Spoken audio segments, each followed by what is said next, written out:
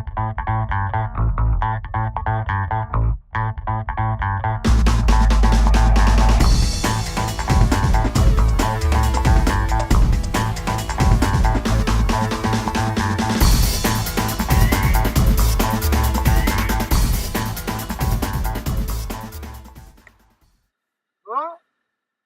bonjour à tous, bienvenue de nouveau sur la chaîne RS Moto Passion. Aujourd'hui on se retrouve pour un petit essai KTM 1290 Adventure modèle S. Donc on va voir ce que ça va donner. On a un temps plutôt clément, même plutôt joli avec nous. Par contre il fait assez froid, route verglacée, donc on va y aller mollo. Je pense que cet après-midi ça sera un peu mieux. Donc voilà, je vous donne un petit avant-goût du modèle qu'on va essayer. Voilà. On est assez haut perché. Voilà, on est à 850 de haut. Je suis vraiment limite. Voilà, c'est un gros gabarit et ça marche plutôt fort. C'est bardé d'électronique.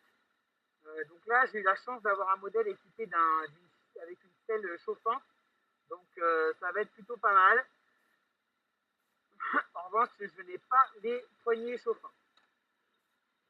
Allez, c'est parti, en route. On a une ligne acraponique sur le modèle. Donc la sonorité est quand même vraiment sympa. Et on se rend compte que ça ouvre déjà assez rapidement. On va pas faire la même erreur que la dernière fois, c'est-à-dire partir en direction des hauteurs de Lyon. On va aller plutôt du côté du sud de Lyon. Je pense qu'on aura un temps plus clément. Encore.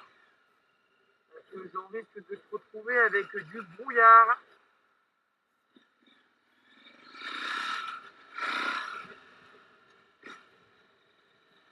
Donc le modèle qu'on a aujourd'hui, il est équipé du shifter.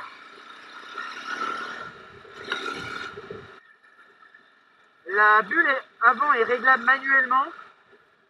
Et je vous dirai ça sur la route si c'est agréable ou non.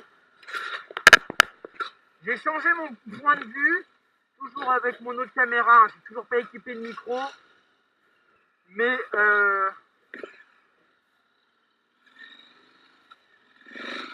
ça va me permettre de savoir si avec ce casque on y voit bien ou non. Descriptif donc de notre 1290 Adventure, le modèle S.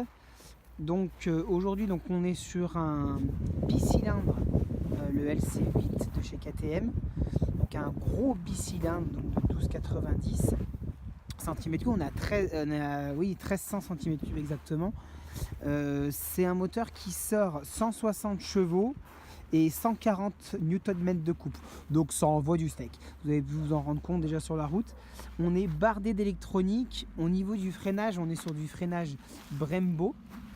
On a une fourche inversée WP qui est de 48 mm.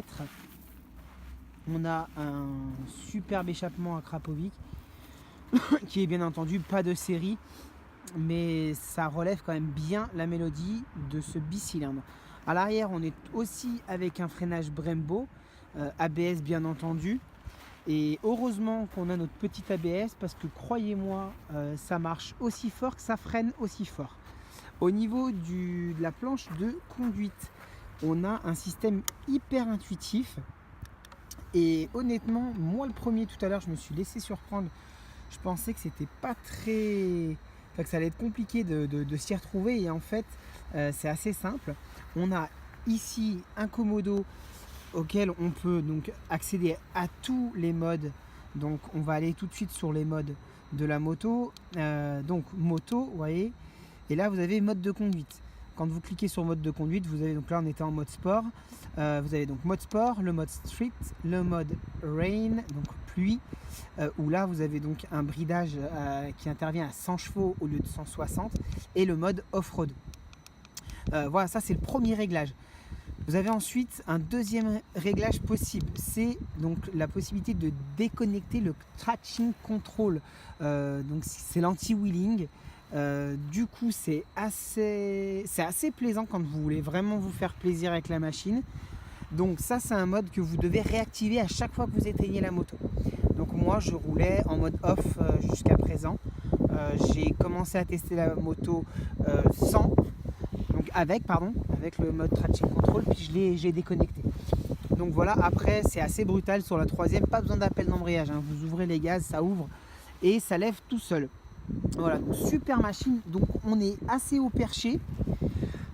On a un gros réservoir sur cette moto. On a un réservoir de 23 litres. Donc c'est quand même pas mal, c'est une bonne contenance. Je vais vous démarrer la machine pour que vous puissiez entendre le modèle avec l'échappement. Vous voyez, le bruit est plutôt sympa. Et on a système de siège chauffant, comme je vous l'expliquais sur la vidéo. On n'a pas les poignées chauffantes, mais voilà, c'est possible de les avoir sur ce modèle. En option, vous pouvez également mettre les sacoches ici, le petit top case à l'arrière, ce qui alourdira forcément la machine. Moi, je suis encore une fois un petit gabarit. Je suis vraiment sur la pointe d'une jambe. Je touche pas avec les deux pieds à plat, ni avec les deux pieds sur les pointes. Mais franchement, c'est un régal. Malgré mon petit gabarit, j'ai trouvé que c'était hyper facile à prendre en main. Même trop facile, trop efficace. Donc voilà. Tout à l'heure, on aura rendez-vous avec un commercial de chez KTM Grand Lyon qui nous expliquera un peu plus en détail la moto. Comme ça, vous aurez, je pense, réponse à toutes vos questions. Et je vous dis donc à tout à l'heure. Je disais donc, je sais pas si on m'entend bien, vu que je suis toujours pas équipé de mon micro, mais on a une position assez haute sur la moto qui nous permet de dominer plutôt bien la route, avec une bulle où moi je passe vraiment, je passe un peu plus au-dessus, ça me permet une bonne couverture, je me sens vraiment efficace. Je sais pas si pour vous elle est efficace au niveau du bruit. En tout cas moi, je trouve que cette moto elle est juste super agréable à conduire.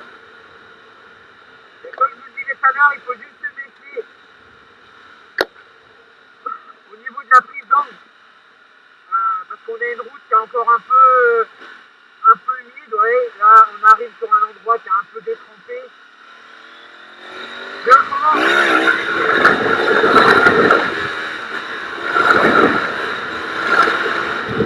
ouais, quand on ouvre, ça ouvre vraiment quoi.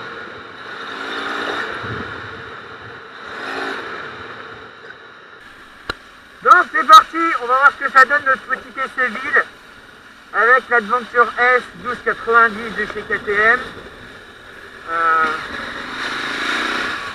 Voilà, ça sort un peu n'importe comment.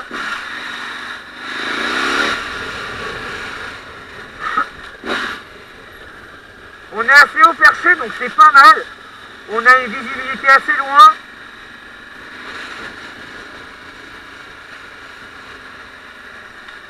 C'est assez maniable. Je pense qu'on peut se faufiler facilement. Bon, même si j'ai encore pas tout à fait le gabarit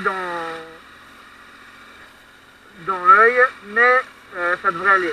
Après là on est sur une rue assez étroite, rue Saint-Clair, c'est pas le top.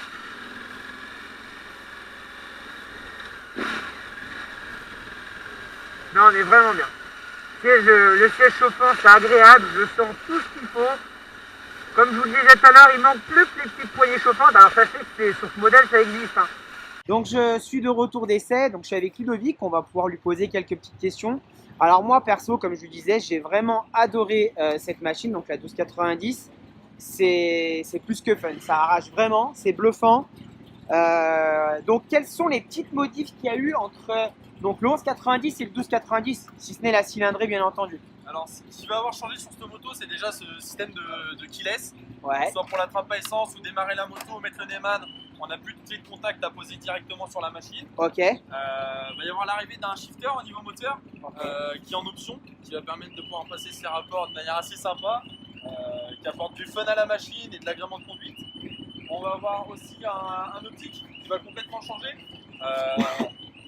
sur lequel on va avoir un optique full LED avec la partie basse du feu qui va servir à avoir en fait des feux d'angle. Selon l'inclinaison, ils vont plus ou moins éclairer. Et j'ai vu que les feux étaient automatiques. C'est ça, c'est-à-dire que ce soit qu'on arrive dans un tunnel ou pas, il s'allume tout seul en fait, selon la luminosité, etc. C'est ce que je me suis aperçu de ça Il y a en le roulant. système pour le compteur du coup qui a aussi changé. Ouais, qui se teinte en compteur nuit. Il passe en jour et nuit, selon en fait tout simplement l'intensité de la luminosité. Donc voilà. Et si je passe les feux, est-ce qu'il va se mettre en nuit?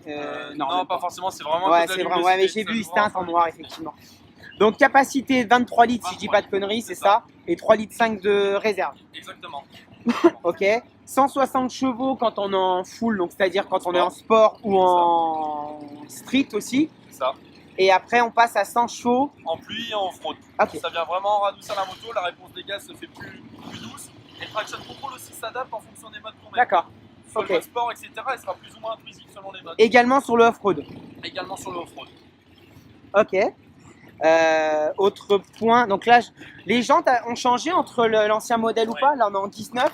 Alors, on est toujours en 19, on est sur la même dimension, sauf que là, sur la version S, qui est donnée pour être un peu plus sportive que la 1190, on est passé sur de la jante en fait à bâton, qui apporte plus de rigidité sur la route, contre la jante à rayon qu'on avait anciennement sur l'ancien modèle. Petite nouveauté aussi, mais qui n'est pas forcément. C'est le système pour le support des valises en fait qui est monté souple aujourd'hui, pour éviter avec la prise de vent d'avoir des gros phénomènes d'oscillation à certaines vitesses. Ça permet de rendre le truc un peu plus. Ok. Le pavé, enfin le compteur digital, il était déjà de. Ça c'est une nouveauté. Il n'était pas donc sur l'ancien modèle. Sur l'ancienne. Ok. On était sur un modèle un peu plus basique avant. Là ils ont fait un truc vraiment sympa et il devrait bientôt arriver une fonction supplémentaire. On pourra connecter son téléphone en GPS pour avoir les données GPS en fait et la navigation directement sur le compteur. Un peu comme le système CarPlay sur les voitures qu'on a. Exactement. Ok, d'accord, donc ça c'est très bien. La bulle, j'ai vu qu'elle a été réglable manuellement. Avec des molettes. Ici, ouais, effectivement, ça c'est super. Ok. Donc après, je suppose qu'en option, on peut avoir l'autocase et la bagagerie. Là, j'avais la selle chauffante. Confort et chauffante. Et par contre, j'avais pas les poignées, mais je suppose que c'est aussi. Mais ça peut être mis en option, bien sûr. Ok. Autre point, c'est un. Donc là, elle est équipée, je l'ai dit tout à l'heure dans la vidéo, j'avais fait avec un silencieux Acra. Silencieux Acra qui est de vraiment toute beauté, ça lui fait une jolie sonorité. Et en termes de budget, on est sur quel tarif en stock sans équipement? Stock sans équipement, aujourd'hui, c'est une moto qui sort à 16 990 €. D'accord. Ça, faut compter une petite carte grise en plus. Et puis après, tout le catalogue d'options selon les besoins. Okay, effectivement. Et en termes de coût d'entretien, c'est onéreux ou pas du tout? C'est pas forcément parmi les plus onéreuses des motos. Chez nous, avec notre taux horaire, c'est une révision tous les 15 000 km ou tous les 1 an. Ouais. Révision des 15 000, il faut compter autour de 250 € en moyenne, selon les consommables à faire. Et une révision des 30 000, c'est plus autour des 400-450 € avec le jeu soupape, etc. En compte le réservoir, enfin, un peu plus de boulot. Ok, ben, génial. Ben, écoute, je te remercie en tout cas. Super essai et puis à bientôt. À bientôt.